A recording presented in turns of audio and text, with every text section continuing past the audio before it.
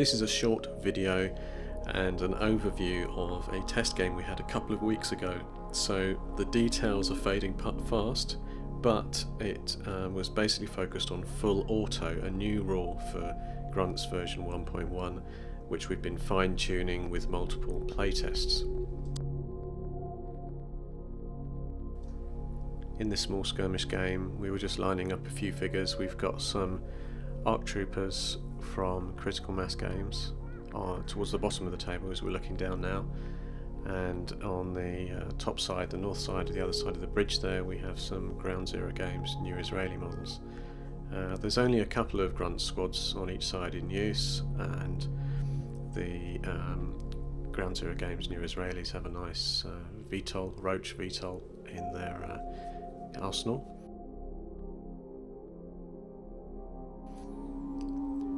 While we're playtesting rules, we like to get a bit of a game in at the same time, so it's not always just a case of lining up figures and rolling lots of dice. And in this one we had a simple objective, small power unit, which the ARC troopers had to get to. You can see that bright orange counter over there, and beside it it's guarded by a set of spider drones who've got their shields up, which are those yellow discs underneath them. There's the ARC Forces APC, which I was making my way across the ravine. It's a grav one. At this point I disembarked with my set of grunts which are inside there, and they had a very nice rotary autocannon squad attachment. And this is where in Gruntz you can play some fun little moments, in the sense that these guys are very quickly able to disembark with one action and then use their second action to fire at the VTOL. And using the new rules, I was able to use the rotary autocannon, which had armour piercing, giving it a good benefit against the VTOL. Basically, after rolling the normal shoot roll against the VTOL, which was a success, you then roll a D3, which is done by simply rolling a D6 and halving the result. That's then the number of hits that the rotary autocannon made against the VTOL. It got a couple in, but it still really is just an infantry Gruntz squad support weapon, so it's not ultra powerful against vehicles and armour, but it was a few hits, which always helps. My main strategy was to get this APC with its payload of grunts across the dry riverbed and up to the objective to destroy it. And at the same time I was sort of moving up slowly over the bridge, which was being held there by some of those new Israelis. Here you can see basically I very rapidly re-embarked the Grunt squad into the Grav APC and shot it at full double speed across the dry riverbed, which was a bit of a surprise for my opponent when he saw it coming up so close to the objective. On my left flank, and slowly threatening my commander, there you go, I just lost an engineer, was a set of speeder bikes, the new Israeli Grav speeder bikes. I then pushed my grunts over the bridge there, the commander staying safely behind a set of barrels between a barrier there, and the new Israeli Grav bike still threatening. You can see I've put that set of grunts, which is one unit, onto Overwatch. Because this is a couple of weeks ago, I've actually forgotten the turn sequence now, but I think we ended up with about 6 turns played, and this was probably about turn 4 here, where the speeder bikes have made a very good flanking manoeuvre. I've also got my Grav APC right over the other side, and on their activation disembarked those grunts.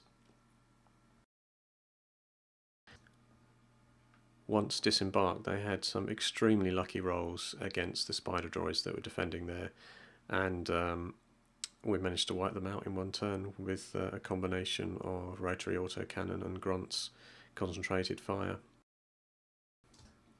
After this moment we had a kind of dramatic turn of events, with my opponent swinging his VTOL back round the back of the objective to focus its own full auto weapon, which is a chin mount laser on there, and it fired into my grunts, wiping half of the squad out. they succeeded on their mental test, so they didn't then suffer condition brown and run.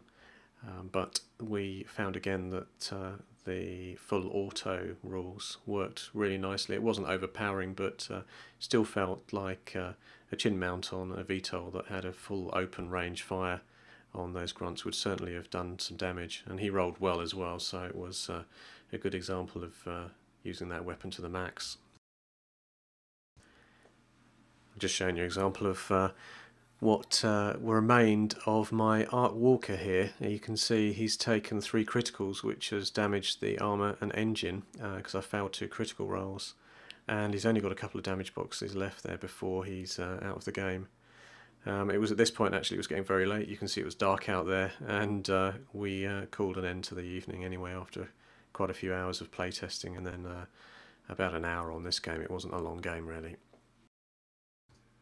So in summary, it was a fun short game, just under an hour, and I was able to make good use of the new full auto rules, which worked well in the game and felt quite balanced. And I was also happy to get over to the other side with my ARC troopers and get to the objective to destroy it. Here's just a random bunch of pictures of mine. That's a jar of white vinegar which I tend to put lead miniatures into, or tin miniatures into, to properly strip them before I finally glue them together.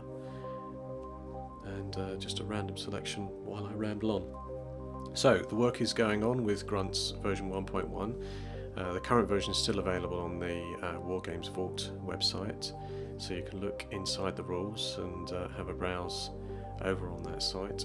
The link is coming up on the page now. Anybody that has bought the current version 1 PDF in the last 2 months since it's been released will get a free upgrade to the new 1.1 PDF, which has basically been built out of the feedback from the community and players, and my friends locally as well, who have offered ideas on tweaks and changes. So thanks for taking the time to listen through right to the end here, and I'm signing off now. Hopefully be back again soon with some more news.